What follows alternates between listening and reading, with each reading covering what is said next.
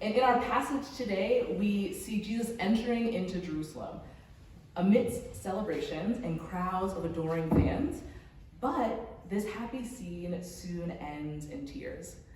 Why? Because Jesus knows how it will all end. But he's crying for us and not for himself, as we will see. But before we dive in deeper, I just want to say that I am not a big fan of royalty. For example, I never understood the fascination with the British royal family. I didn't grow up caring about Queen Elizabeth or the birth of her grandchildren, or great-great-grandchildren, Prince George, Princess Charlotte, Prince Louis. I didn't know much about Prince Harry or Princess Meghan, their departure, and I was unaware that Duchess Kate was gone in hiding. And the only reason I know even just a little bit about this is because of the Netflix series, The Crown. I just didn't have a good understanding of the royal family. And I have nothing against Charles and Camilla, or William and Kate, Meghan and Harry. They're really more like celebrities to me than anything else. And they just don't seem relevant to my life. But beyond the irrelevance, I don't even like the idea of royalty. I'm basically allergic to the notion of someone having power over me in my life, especially if I don't think they've earned it, and especially if I can't vote them out. So what do you think? Do you share my distrust of power, especially political power? Do you have any anti-authoritarian streak that runs through your veins? It's all well and good when a leader attacks the right problems, when a leader fights against the right enemies, or when a leader gets things done rather than allowing good things to die in endless and ineffectual committees. But power corrupts, and absolute power corrupts absolutely, right?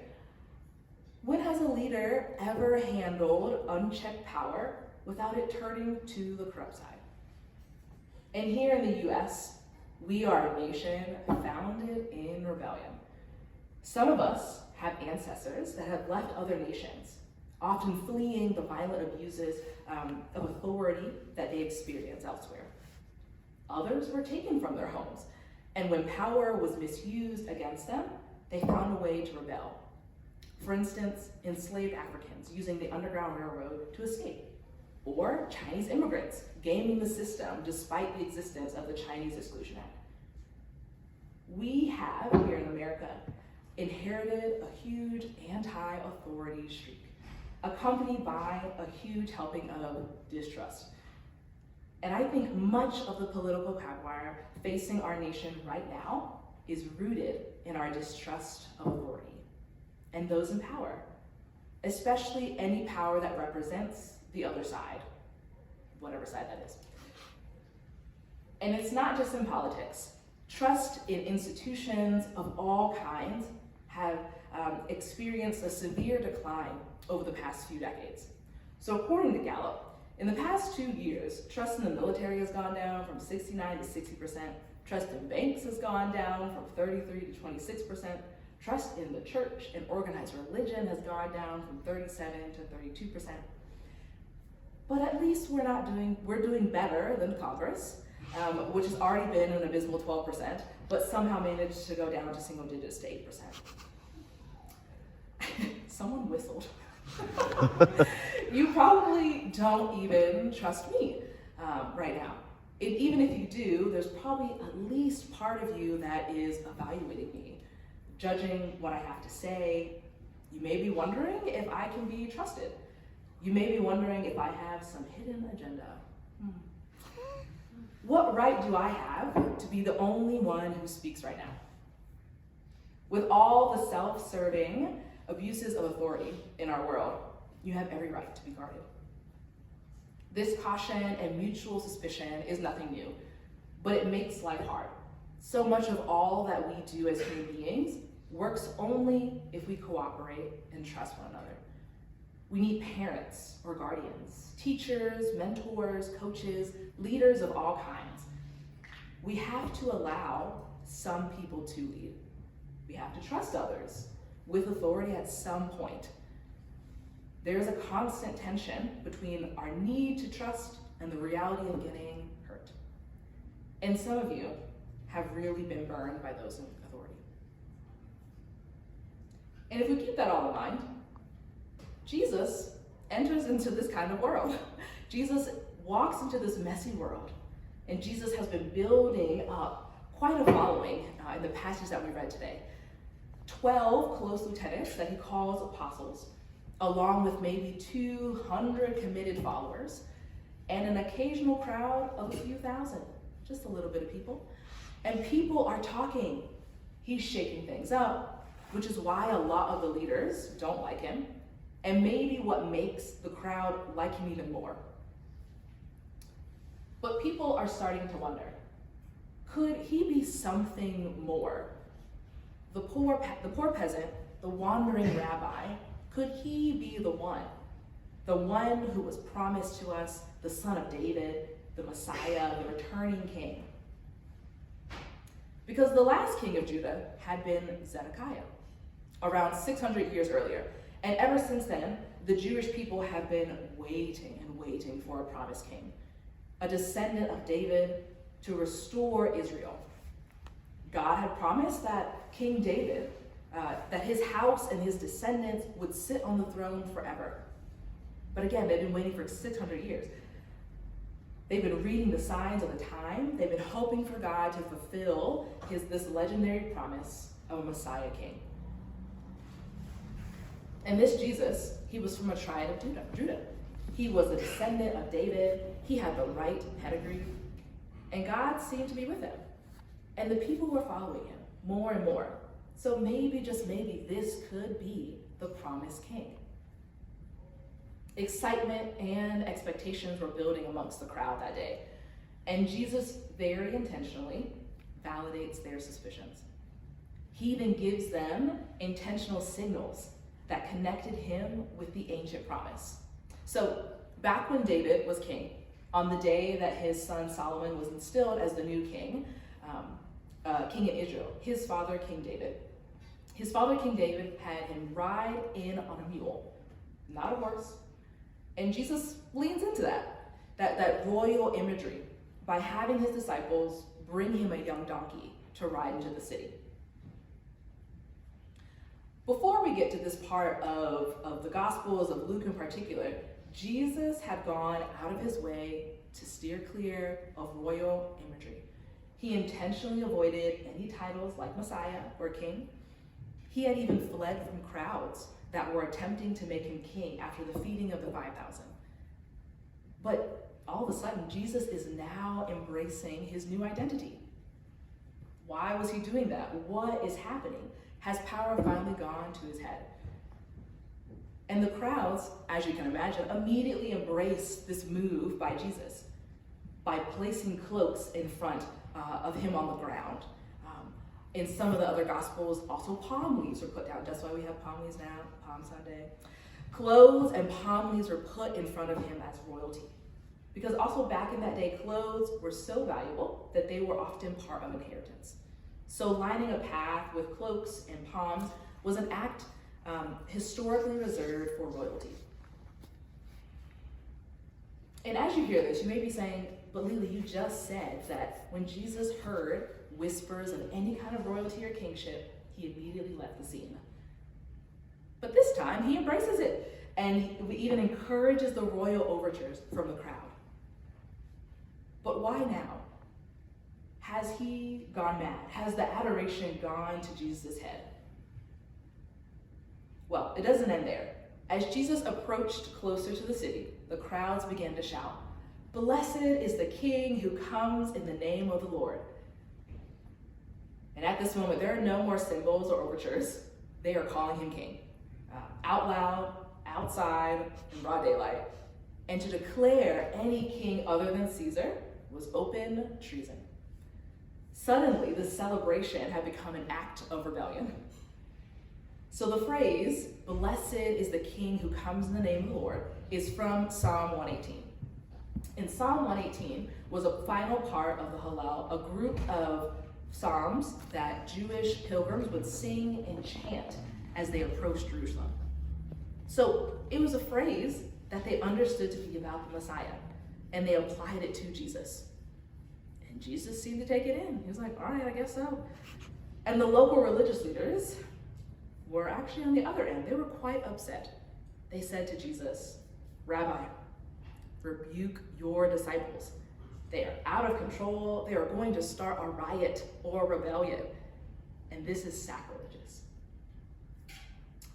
And so I don't know about you, but if you were put there with the Pharisees, amongst the Pharisees, who would you have sided with, Jesus or the Pharisees? Because I think at this moment, I would actually side with the Pharisees. Because it was getting out of hand. I'm not trying to get in any fights. They were welcoming Jesus as a new king. These are the kind of moments that blossom into spontaneous rebellions. It had happened before. Rome always responded in the same way, with overwhelming violence and cruelty. And history, unfortunately, is full of dark moments when we discover that the new boss is the same as the old boss. So how does Jesus respond to the Pharisees? Does he tamp down all of this talk of kings and messiahs, or does he side with the Pharisees? Well, instead, he embraces all of their praise. Jesus said that they won't tell his disciples. Jesus says that he will not tell his disciples to be quiet. He won't stop them from praising him.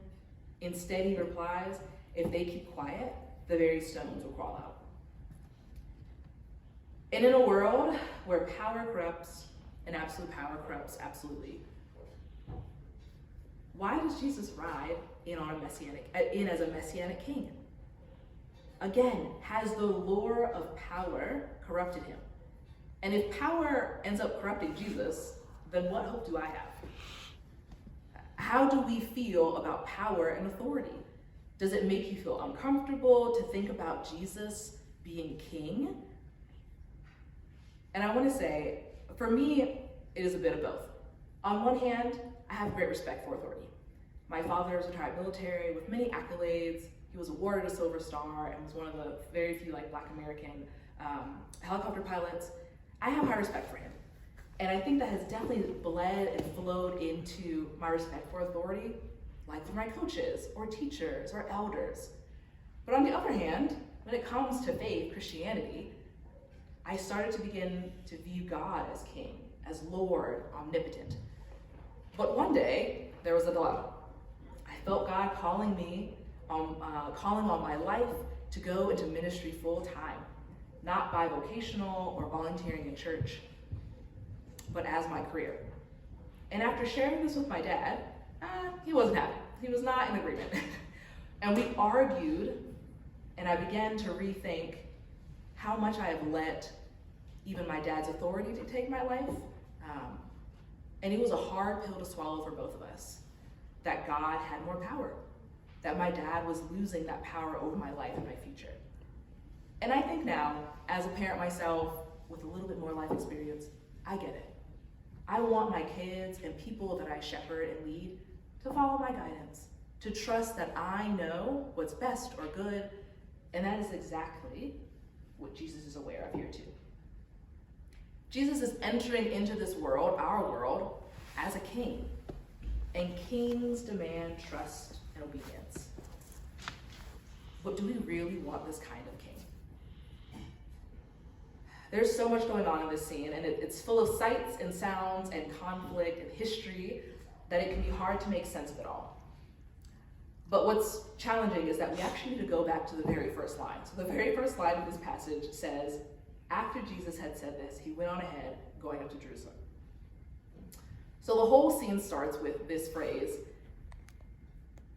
but he says the whole passage, previous passage, Jesus is doing here is linked to what he said before, right? We can't understand Palm Sunday without understanding the previous passage. So who's ready for another sermon? Just kidding. Okay, so I would be invalidating your trust if you let me continue to do another survey. So let me give you the TLDR version. Immediately before our passage, Jesus told the story of a man who went off to have himself appointed king. But the people at home didn't want that man to be king. So of course, the returning king was angry when he came back, and he took vengeance upon those who had tried to undermine him. But those enemies of mine who did not want me to be king over them, bring them here and kill them in front of me. Those are the words that immediately precede our passage today. Those are the words referred to when a passage starts with, after Jesus had said this, he went on ahead, going up to Jerusalem. So this parable is not really a parable. It's actually historical, because this story about a king actually happened. The people back then knew all about it. And there's a parable that Jesus embeds into that story but the main story about a vengeful king actually happens. So, do we remember the Christian story? And what happened when King Herod heard about Jesus? What did King Herod do? He slaughtered all the boys 2 years and younger, just in case they might have a claim to the throne. Well, when King Herod died, Herod the Great, his eldest son, Archelaus, wanted to be king over Judea and Jerusalem. So Archelaus traveled all the way to Rome to petition Augustus Caesar. But the Jewish people thought that Archelaus was the worst of Herod's sons. So they went to Rome as well to petition Augustus Caesar to not make him king. But unfortunately, Rome granted Archelaus' request. And guess what? Archelaus acted as a tyrant, and he slaughtered many of those who had opposed him in one rebellion. He put 3,000 people to death. So when Jesus told this preceding story about a murderous king, that part wasn't about the kingdom of God, like most parables are. No, that was a statement about what kings do, and maybe even what kings have the right to do. And I think Jesus was agreeing with our distrust in kings. Who needs kings when their whim can mean the death of thousands? And I believe Jesus told this story to set up his entrance to Jerusalem. Yes, Jesus was coming as a king, but such a different kind of king that it's almost painful to even use the word king. And the very first thing that Jesus did was to get on a donkey. And not just a donkey, but a young donkey that had never been ridden. Jesus was riding a young donkey that had never been ridden.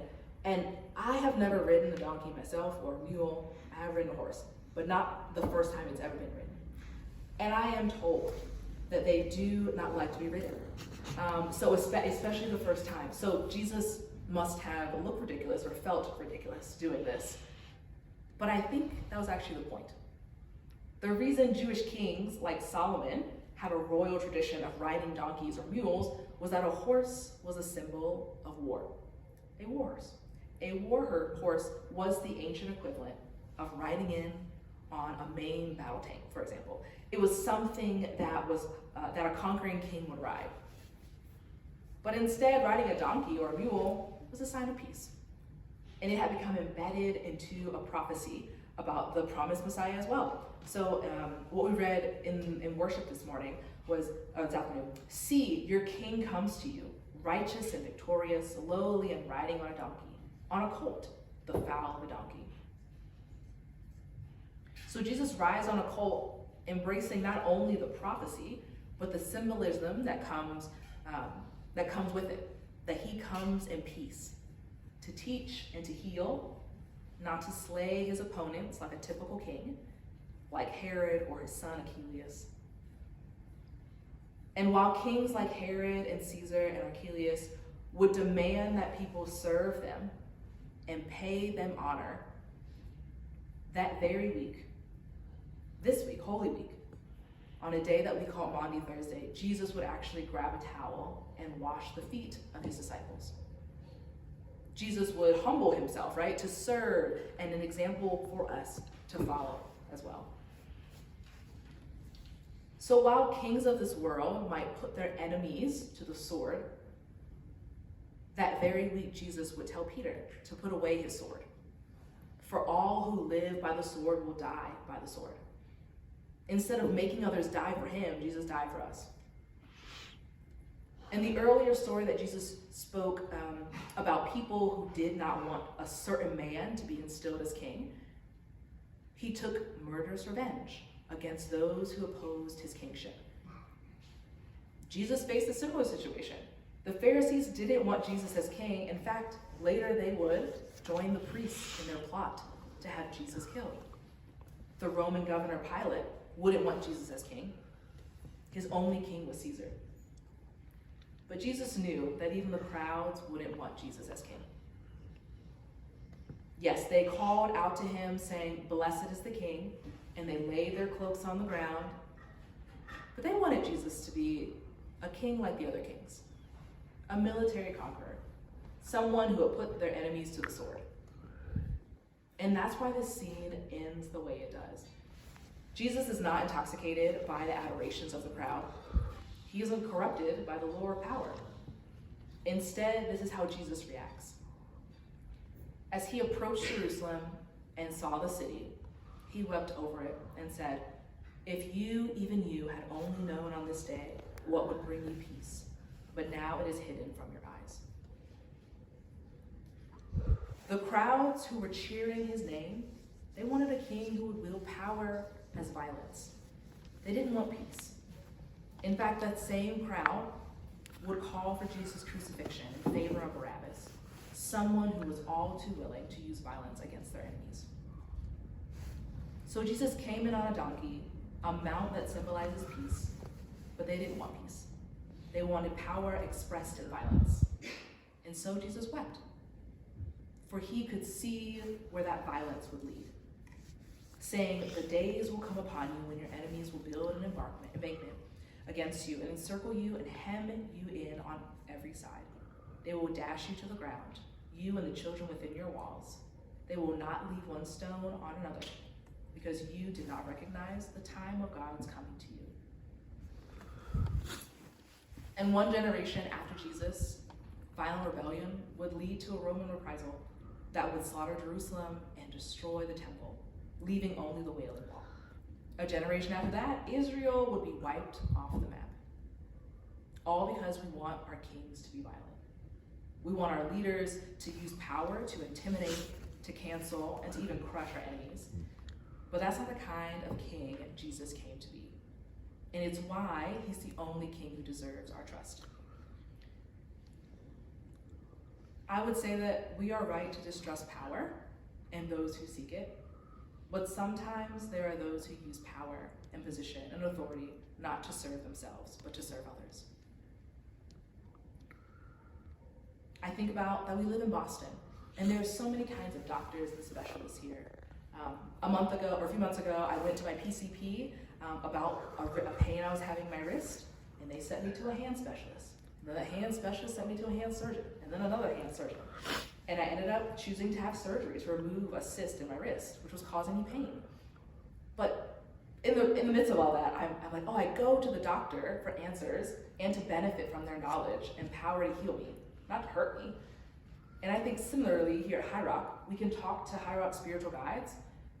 When I do that, I submit my honest and vulnerable self to them, because I know that they are there for my good and that they too are submitted to this King Jesus, the King of Peace. And I also get to speak to you right now, not because I have any right to power. In fact, this sermon itself is a result of a collaboration and group editing with half a dozen other staff workers. And if this sermon is meaningful to you, they deserve credit. And if you don't like it, blame Pastor John and Greg. It is only because we are submitted to one another and to God that any of us get to speak at all. And Jesus steps into our world. He wants to earn our trust. He proves that he is worthy of honor and authority, because even though he has the power and the right to demand obedience, like Herod's son, instead he humbles himself. He serves others and he lays down his life for the very people who would attack him. And I still don't like the idea of royals and monarchs, but I'm ready to maybe make an exception. maybe, I am making an exception for Jesus, precisely because he is uniquely unlike any other king ever. Jesus entered not only into Jerusalem as king on Palm Sunday, but he comes to you, he comes to us, he comes to High Rock, he comes to Boston as king. And not a conquering king of the world, but a servant, loving king of God. A king who wants to use his power to bring peace to your life, to teach you to love your enemies, to do good to those who hate you, to forgive and to be forgiven. He comes to wash your feet, to wash you clean, and to show you that you matter to God deeply. He also comes to give you power, real power, not to crush your enemies, but to love them in such a way that enemies might even become your friends. So this is Holy Week.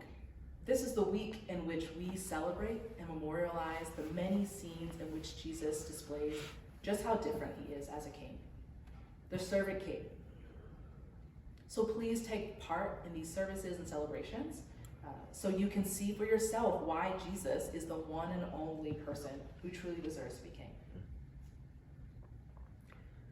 But to bring us back to today, Jesus comes to you riding on a miserable, stubborn little donkey.